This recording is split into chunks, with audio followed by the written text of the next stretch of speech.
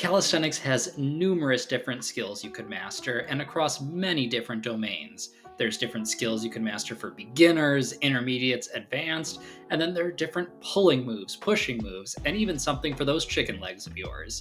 So, if I only had to pick one for each of those categories, what would it be? Let's take a look.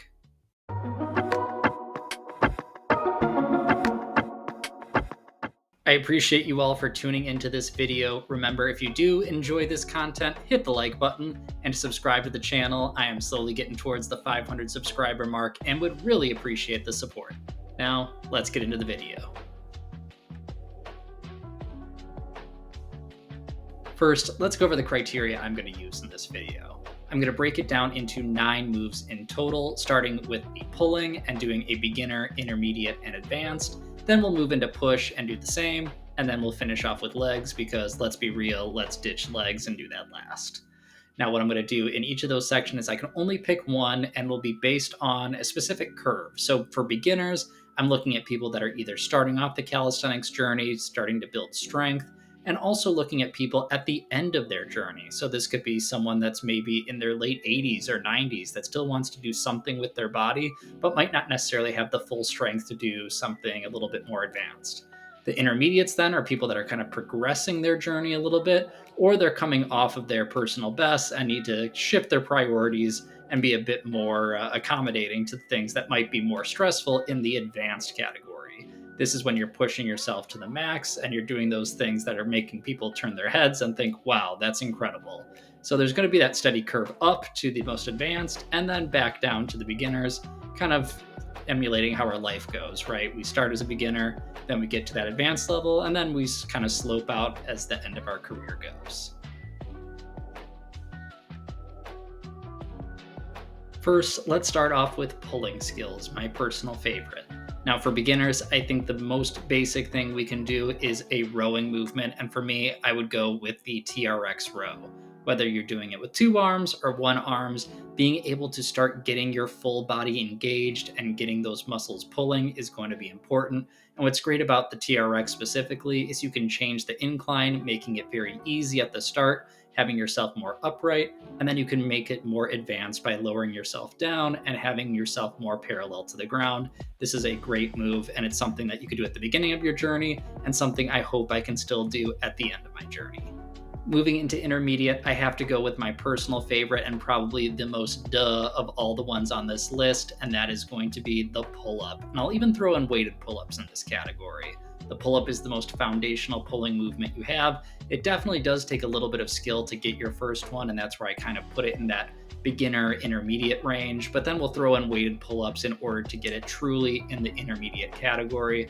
This is something that's going to build a solid foundation for the advanced movements that are going to be coming up later. So make sure that you are going in, getting your chin above the bar and fully going down in between your reps. And then you're slowly progressing and adding weight over time. So you can overload with reps or weight or reducing rest time, numerous different ways. It is going to build a strong back and it is going to build a strong future for yourself. Moving into the advanced category, there's numerous different choices here that I was debating between, but if I could only pick one, it has to be the 1-arm pull-up. This is one of those movements that even when it's deprioritized in my training, I still want to do it because it's fun and it turns a lot of heads. It's one of those skills that shows that you are dominant in the pulling game, and you make people question that how can you do something with just 1 arm that they can't even fathom getting 1 rep with 2 arms. So for me, the 1-arm pull-up is my go-to, and it's definitely the one that I would pick for the advanced category. Now let's move into the pushing skill category, and for me, the beginner one has to be the push-up. Now this movement is one that you can start on your knees, or you can start by pushing against a wall, but then you can progress it in numerous different ways. The traditional push-up, moving your hands closer to your waist, moving your hands out wide, putting your feet up on a box. There is so many different ways to overload the push-up. It is a great basic movement that everyone can learn, and it's one of those that I highly recommend. Moving into the intermediate category, I did struggle a bit with this one as well as with the advanced, but for intermediate, I'm going to go with the handstand. Unlike the other movements that are more dynamic and about strength building, this one is a skill where you have to hold yourself upside down. And I love this movement because not only do you work on having your hands on the ground, but you can progress on adding your hands on parallettes or doing different balance drills. It's something that definitely will take a bit more time than just doing a couple push-ups, which is why it's in the intermediate category. But it's one of those still that I feel like a lot of people can learn and have as a staple throughout a good portion of their calisthenics career. So for me, intermediate, go with the handstand.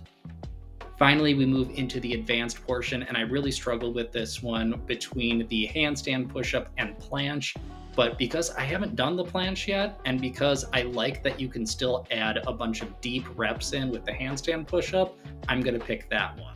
You can start with your hands on the ground and have this more towards the intermediate side, focusing on balancing as well as building strength, but then adding in things like parallettes to add additional depth, or even trying to do the 90-degree handstand push-up.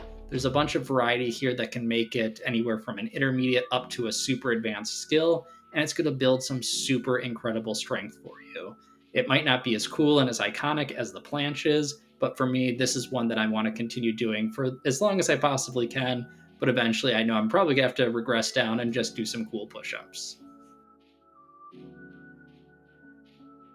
To keep this video from going super long, I want to do the legs pretty quick here. For beginners, this is going to be your sit squat, and that is just going to be doing squats, but being able to put yourself onto a surface and then lifting yourself up.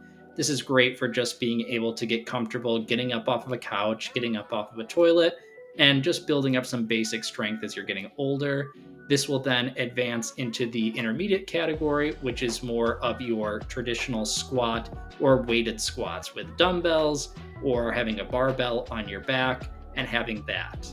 And then, of course, my advanced one definitely has to be the pistol squat. Doing a squat on one leg takes a lot of coordination and balance as well as additional strength. And especially if you get that really good depth with it, it is going to build some good knee health along with that additional strength that you're doing.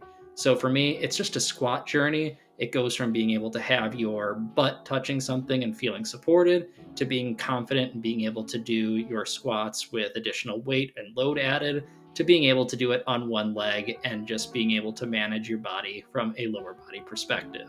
So legs, pretty straightforward, nothing super fancy, and it's probably the one that we want to forget about the most when it comes to cool calisthenic skills.